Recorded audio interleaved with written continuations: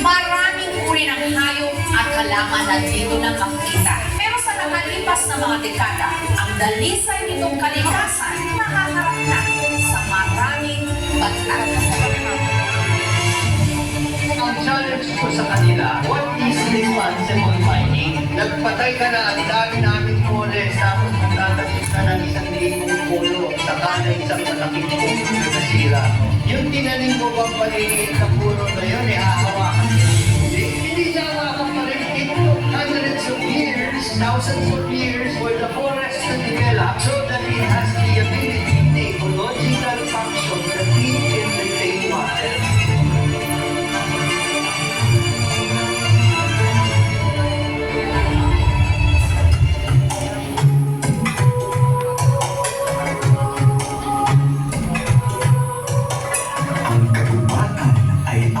Kinabukasan, ang puno ay ating buhay.